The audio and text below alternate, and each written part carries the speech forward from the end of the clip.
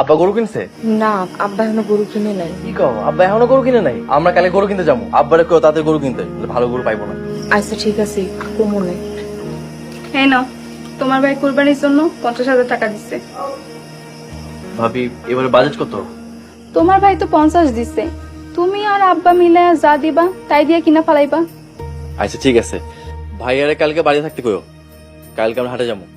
হ, তাড়াতাড়ি কিনো, আমাকে বাড়িতে কিন্তু একটা কিনা ফেলাইছে। আচ্ছা তোমরা কি একাই কোরবানি দাও? এটা কি কও, একা না দিলে কি আর প্রতিবার আস্তরান পাঠাইতে পারে? আর শুনতাছি তো এবার 2টা কুরবানি দিব। আচ্ছা ঠিক আছে, এবার তাহলে 2 জন পাঠাতে কইবা। ঠিক আছে, কমনে। আর দেখ মনে, তোমার শ্বশুর বাড়ি থেকে কয়টা রান পাঠায়।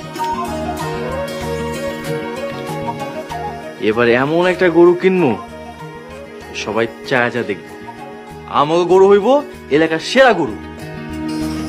ঠিক আছে, নাও চা খায় আনো।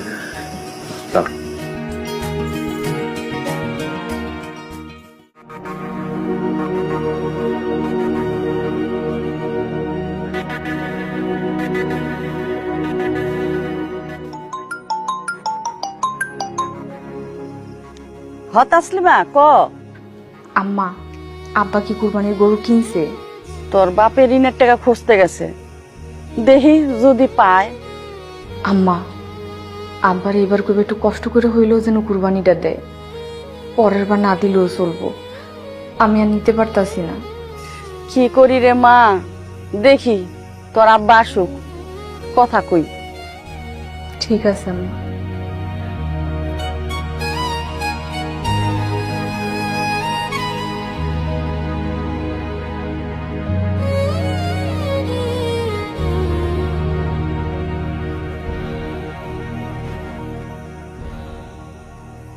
কি ব্যাপার তাসলিমার মা, এমন মন মরা হয়ে বসে আছো যে?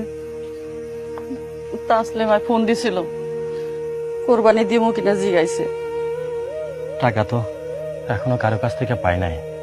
তাইলে আর কোরবানি কেমনে দিবা? কি করবো বুঝতেছি না। এসব কি ক, এখন তাসলিমারে কি জবাব দিব? এখনই কিছু বইলো না, চেষ্টা তো চালাই যেতেছি, দেখি কি করতে পারি। এত চাপ নিও না, তুমি তো অসুস্থ হয়ে যাইবা। আর এই সমাজটাই তো অসুস্থ, সামর্থ্য নাই, তারপরও মান সম্মান বাঁচাইতে কুরবানি দিতেই হইব। এসব কি কও, মাইয়া নতুন বিয়ে হইছে, আমরা যদি কোরবানি না দেই তাহলে তো আমরা ছোট হয়ে যাবো।